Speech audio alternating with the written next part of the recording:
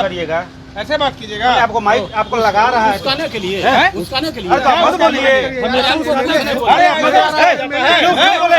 अरे दमाद है और ये है, ये क्या तरीका है बात करने का? सारा गुंडागर्दी खत्म हो जाएगा, बोलिएगा। बोलने का तरीका है, बोलने के दमाद हो और ये हो। क्या होगा, आपको क्या लगता है कि आप लोग जेडीयू का स्टैंड क्या होगा? जेडीयू का स्टैंड क्या होगा? हो गया, आपके मन का बात कहेंगे हम। तो आप छोड़िए ना, नहीं है, हटाइए ऐसे। जेडीयू का स्टैंड हम बात को समझिए। इतना आपकी तरफ किसी ने नहीं किया यहाँ पर। जेडीयू का स्टैंड आप जाओ ना, तो हो गया ना। तो आप ही तो नहीं छोड़िए, बंद कीजिए। क्या दिखा रहा, बंद करो।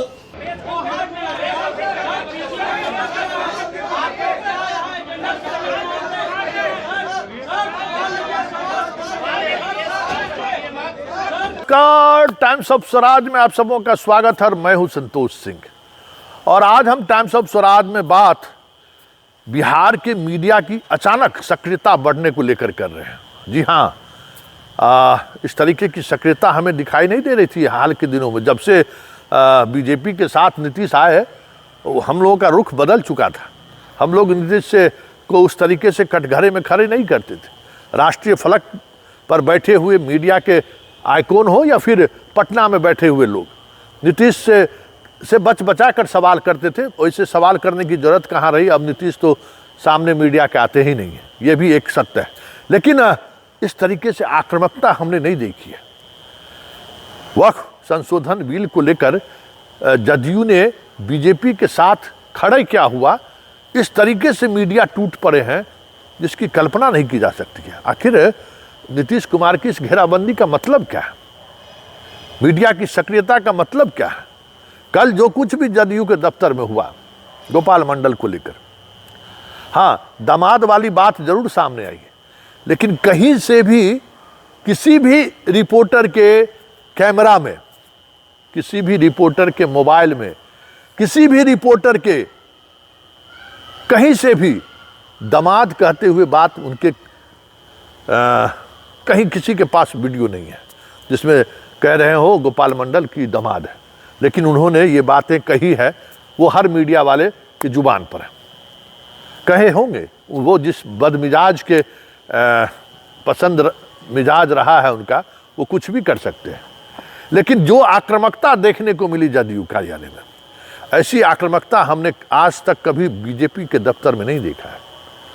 और बीजेपी के नेता इससे भी बड़े बड़े 2 कदम आगे बढ़कर अपमानित हम लोगों को करते रहे हैं, ऐसा नहीं है। लेकिन हम लोग खामोश रहे हैं।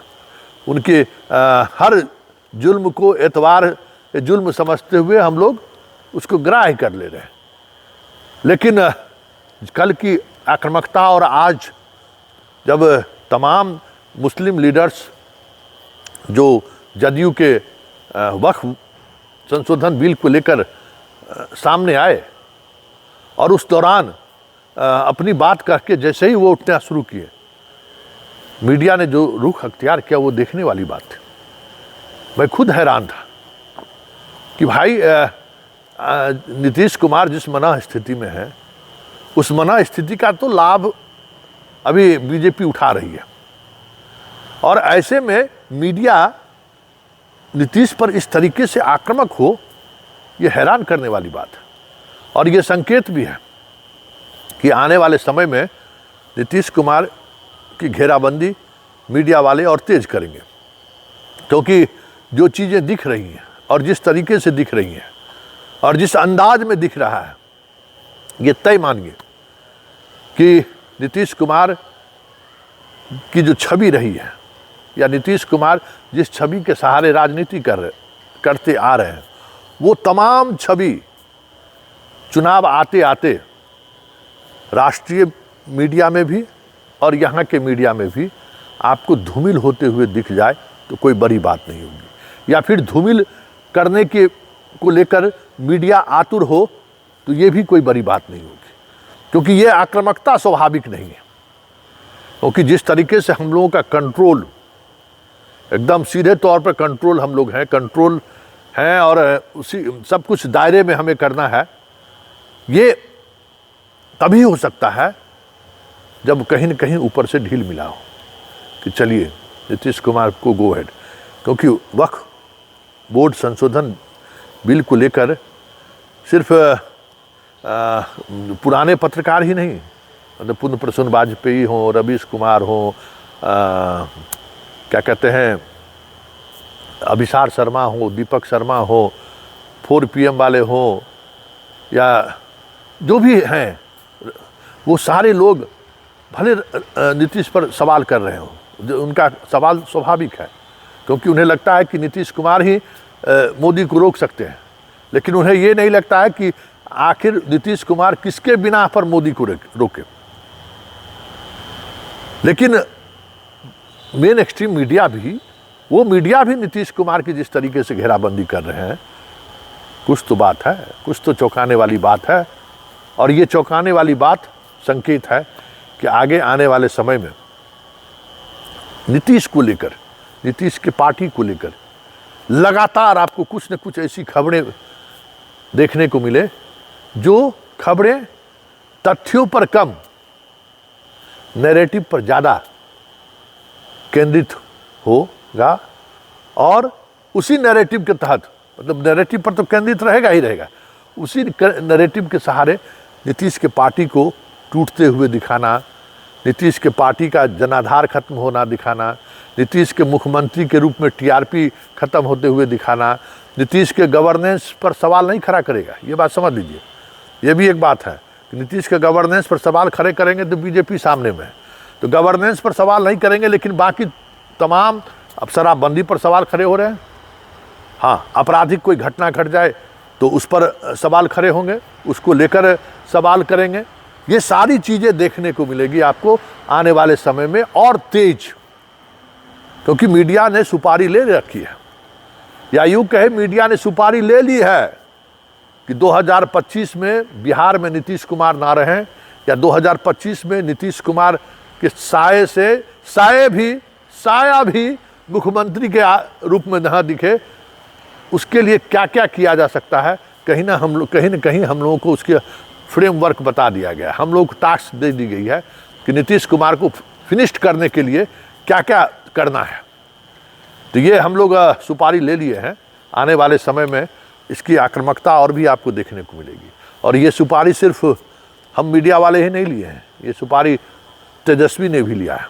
तेजस्वी के बॉडी लैंग्वेज से, तेजस्वी के बातचीत से भी आप बहुत कुछ समझ रहे होंगे, बहुत कुछ महसूस भी कर रहे होंगे कि तेजस्वी भी चाहते हैं कि नीतीश कुमार इस खेल से, इस रेस से बाहर हो जाए, आमने सामने लड़ ले बीजेपी से।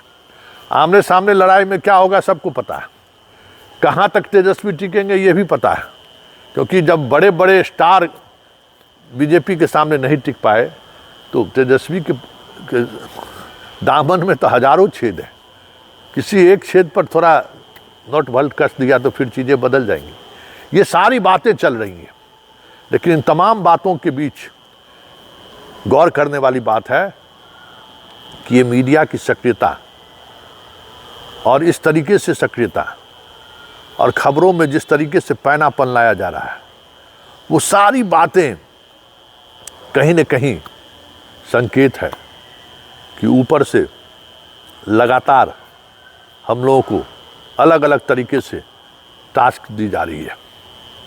इस बार आपको चिराग मॉडल ना दिखे, इस बार आपको प्रशांत मॉडल जिसकी चर्चा शुरुआती दिनों में हो रही थी वो भी ना दिखे।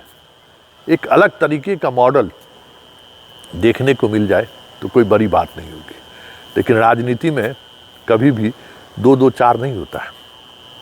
मीडिया के सक्रियता के सहारे अगर कुछ राजनीति साध रहे हैं तो ये राजनीति साधने का तरीका सिर्फ नीतीश को ही नुकसान पहुंचाएगा, ये भी कोई ज़रूरी नहीं है। इसलिए यह राजनीति का हमेशा कहा जाता है ये संभावनाओं का खेल है, अपने अपने तरीके से हर कोई दाव खेलता है, लेकिन दाव कभी कभी उल्टा भी पड़ जाता है। ये भी राजनीति का एक बड़ा सत्य है।